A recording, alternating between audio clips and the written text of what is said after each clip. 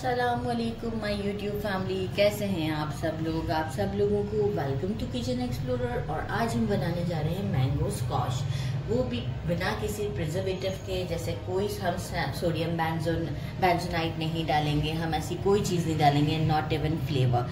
मैं इन सब चीज़ का आपको सब्स्टिट्यूट बताने वाली हूँ। सबसे पहले मैंने ले लिए हैं 3 कैरी। अगर आप चाहें तो लें, क्योंकि थोड़ा सा स्क्वैश में खटास जो आती है वो होती है कैरी की। तो मैंने ले ली है 3। देखिए मैंने सिर्फ पील करके, ताकि साइज आपके सामने मेंशन हो। ये अप्रॉक्स 1.5 पाव के करीब होगी, राइट। और मैंने ले लिए हैं मैंगो 1.5 किलो। 1.5 किलो मैंगो लिया है, लेकिन मैंगो आप वो वाला लीजिएगा जिसमें ज़्यादा अच्छी खुशबू होती है, जैसे कि चौसा हो, इस तरह से, जिसका एक अच्छा फ्लेवर आता हो। तो आपको कोई फूड कोई एसेंस की ज़रूरत नहीं पड़ती। तो मैंने ये अच्छे खुशबू वाले मैंगो लिए हैं और इसे पील कर दिया। अब मैं क्या करूँगी कि पहले मैं इंग्रेडिएंट्स दिखा दूँ। और मैंने 1.5 कप, मेजरिंग 1.5 कप के करीब शुगर लिया है। अच्छा, शुगर का हिसाब किताब भी हम मिड में जाके चेक कर सकते हैं, क्योंकि समटाइम मैंगोज कुछ खट्टे होते हैं या कैरी बहुत ज़्यादा खट्टी होती है। तो हमें इसे अकॉर्डिंग टू आवर टेस्ट हम इसे कम ज़्यादा कर सकते हैं। तो वो आप भी इसे टेस्ट करके, क्योंकि सारे ही मैंगोज का फ्लेवर एक जैसा नहीं होता या एक जैसी मिठास नहीं होती है। और एक हमें चाहिए होगा लेमन, फॉर लॉन्ग टाइम रखने के लिए, शेल्फ लाइफ बढ़ाने के लिए। सबसे पहले मैं क्या करूँगी कि कैरी को जो है वो अच्छे से जो है वो मैं काट लूँगी। अच्छा, सारी कैरी को भी मैं इस तरीके से सीड डिस्कार्ड कर दूँगी।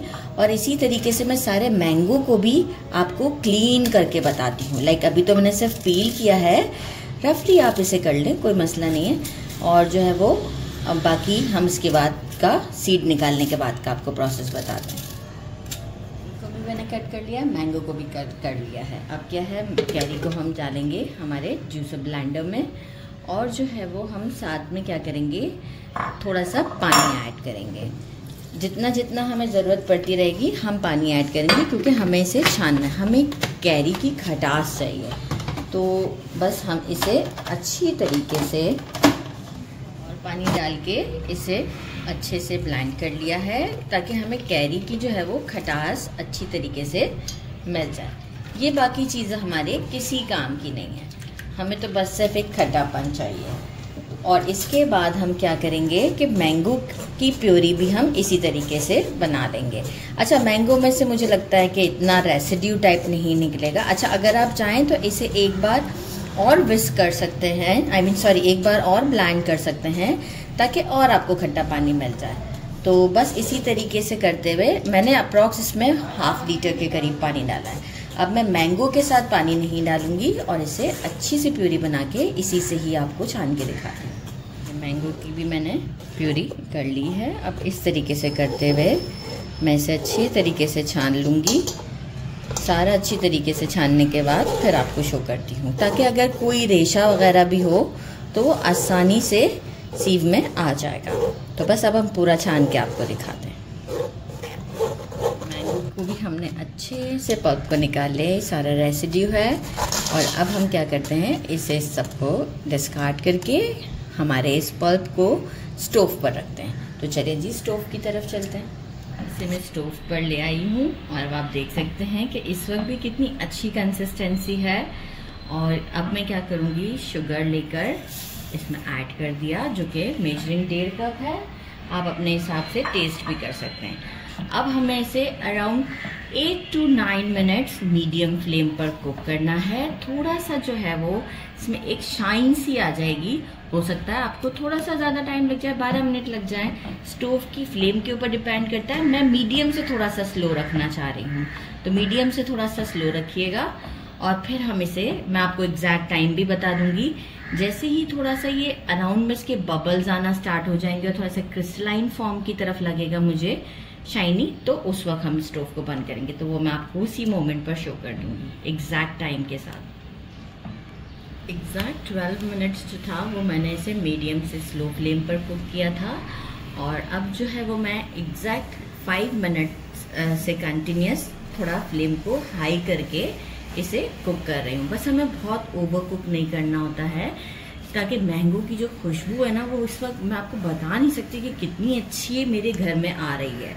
और बस आप ये देख सकते हैं, अगर मैं फ्लेम को स्लो करूँगी ना तो आपको आइडिया हो जाएगा कि ये देखें कैसा चमकदार सा हो चुका हुआ है। और अभी एक और शाइन का जो कि शेल्फ लाइफ इसकी बढ़ेगी, उसमें मैं क्या करूँगी, लेमन ऐड कर दूँगी। अच्छा, अगर आप चाहें तो और गाढ़ा कर सकते हैं, लेकिन ये जैसे ही रूम टेम्परेचर पर आएगा तो ये गाढ़ा हो जाएगा। तो अभी जैसे ही मैं इसे थोड़ा काउंटर पर लेकर आऊँगी, रूम टेम्परेचर पर थोड़ा सा आएगा, बहुत ज़्यादा नहीं, नीम गर्म हो। आप चाहें तो इस मोमेंट पर भी लेमन स्क्वीज करके डाल सकते हैं।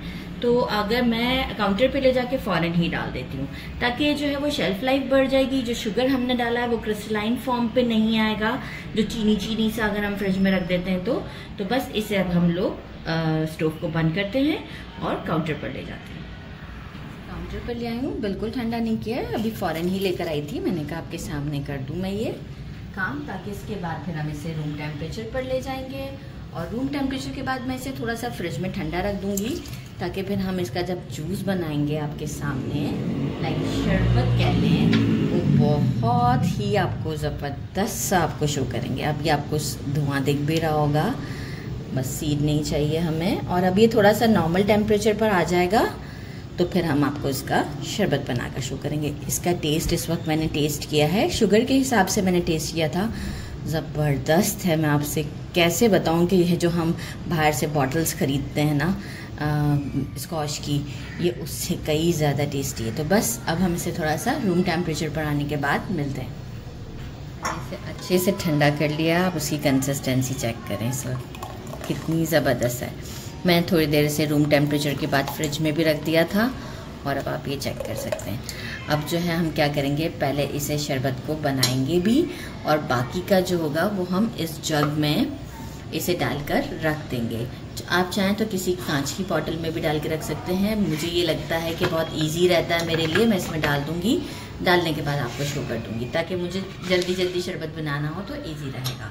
अच्छा, अब हमने क्या किया, एक जग ले लिया है, इसमें हमने डाल दिए आइस क्यूब्स, और अब हम हाफ का हिसाब रखेंगे। लाइक हम हाफ जग इसका भरेंगे हमारे इस मैंगो स्क्वॉश का, और हाफ हम वाटर ऐड करेंगे ताकि अच्छा सा टेस्ट आए। ऐसे भी आप टेस्ट करके देखिएगा, ये बहुत ही ज़बरदस्त है।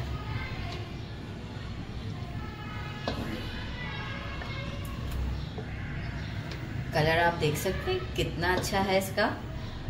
कोई मैंने फूड कलर ऐड नहीं किया, कोई मैंने प्रिजर्वेटिव नहीं डाला हुआ है। आपके सामने जैसे बनाया है ये वैसे ही है। मेरा ख्याल है गुड इनफ है कैमरामैन, ठीक है, गुड इनफ है। कैमरामैन से पूछना पड़ता है, नहीं तो वो बोलते हैं आपने यूं कर दिया, आपने यूं कर दिया। ठंडा पानी ले लिया है,